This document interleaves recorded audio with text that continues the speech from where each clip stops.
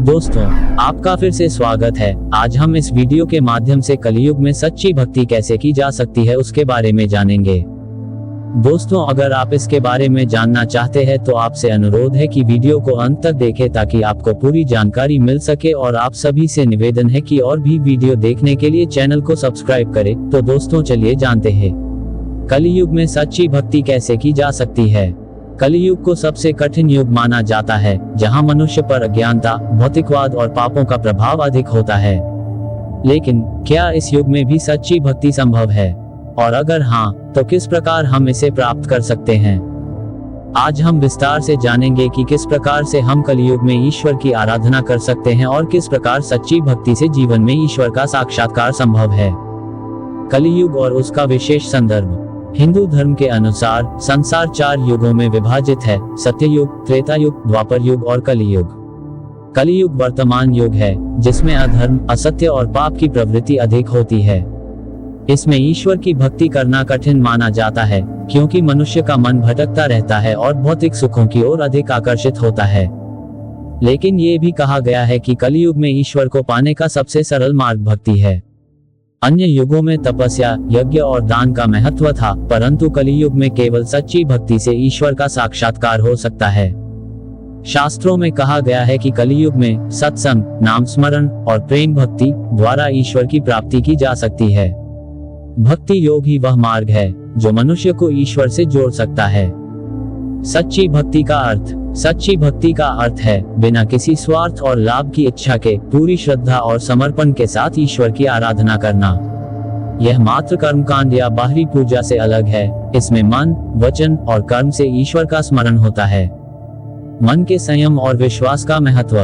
कलियुग में भक्ति में सबसे बड़ी चुनौती मन को नियंत्रित करने की है। मनुष्य के मन में विकार, लालच, ईर्ष्या और भौतिक इच्छाएं उत्पन्न होती हैं, जो उसे भक्ति के मार्ग से भटका सकती हैं। इसलिए मन को नियंत्रित करना और ईश्वर में अटूट विश्वास रखना सच्ची भक्ति के लिए अत्यावश्यक है। कलियुग में भक्ति के साधन। कलियुग में भक्ति के कुछ महत्वपूर्ण साधन बताए गए हैं, जो सच्चे भक्ति मार्ग की ओर ले जाते हैं। शास्त्रों में कहा गया है कि कलियुग में नाम स्मरण सबसे सरल और प्रभावी साधन है। भगवान के नाम का जप करने से व्यक्ति के सभी पाप नष्ट हो जाते हैं और उसे ईश्वर की कृपा प्राप्त होती है। श्रीमद् भागवत और रामायण में भी नाम स्मरण की महिमा का वर्णन है। उदाहरण के तौर पर हरे राम, राम राम हरे हरे, हरे कृष्ण, कृष्ण कृष्ण हरे हरे, यह महामंत्र कलियुग में विशेष रूप से प्रभावी माना गया है। दिन में जितना संभव हो भगवान का नाम जपें। विशेष रूप से सुबह और रात को शांत वातावरण में ध्यानपूर्वक भगवान का नाम स्मरण करें। सत्संग, संतों और भक्ति मार्ग पर चलने वालों का संग। कलियुग में संतों का संग या सत्संग व्यक्ति को सच्ची भक्ति की ओर अग्रसर करता है। सत्संग से मनुष्य के भीतर सद्गुणों का विकास होता है और उसका मन ईश्वर के प्रति समर्पित रहता है। भक्तों और संतों के संग में रहकर उनके उपदेशों का पालन करें। सत्संग या भक्ति प्रवचनों में भाग लें, जिससे मन को प्रेरणा और मार्गदर्शन मिल सके। कीर्तन और भजन संगीत के माध्यम से भक्ति। कीर्तन और भजन गाना या सुनना भक्ति का एक महत्वपूर्ण साधन है।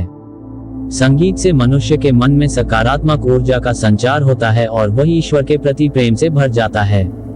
यह एक ऐसा माध्यम है जो भक्ति को सरल और आनंदमय बनाता है। अपने घर में या मंदिर में नियमित रूप से भजन कीर्तन का आयोजन करें। संगीत के माध्यम से ईश्वर का स्मरण करें और मन को शुद्ध करें। मानवता की सेवा। कलियुग में निस्वार्थ सेवा भी सच्ची भक्ति का एक रूप है। ईश्वर के प्रति प्रेम को प्रकट करने का सबसे अच्छा तरीका है उनकी सृष्टि की सेवा करना। सेवा का अर्थ है बिना किसी स्वार्थ के जरूरतमंदों की मदद करना। गरीबों, असहायों और जरूरतमंदों की सहायता करें।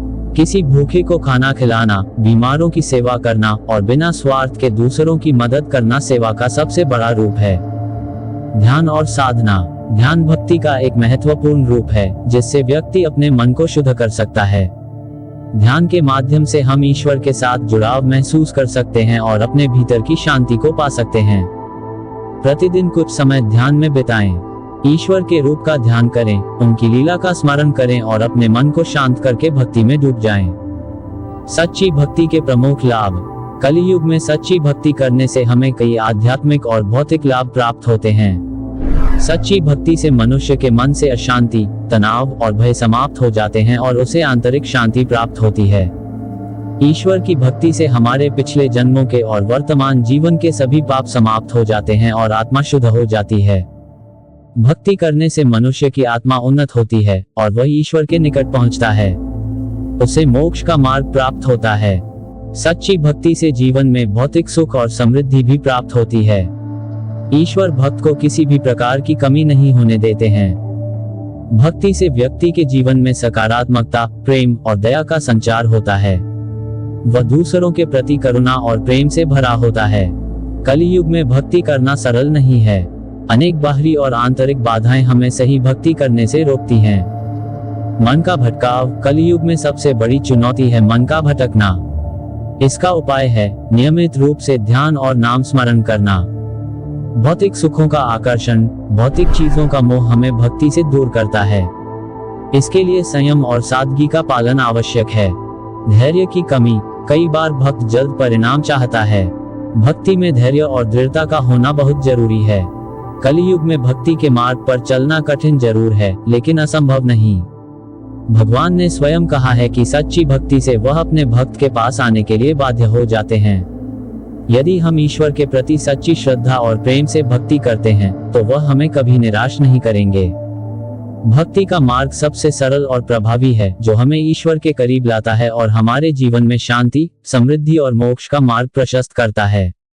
दोस्तों, कमेंट के माध्यम से बताएं आपको यह वीडियो कैसा लगा। अगर आपको यह वीडियो पसंद आया तो कृपया लाइक करें, शेयर करें और आप सभी से निवेदन है कि और भी वीडियो देखने के लिए चैनल को सब्सक्राइब करें। आपका बहुत बहुत धन्यवाद। जय हिंद, जय भारत।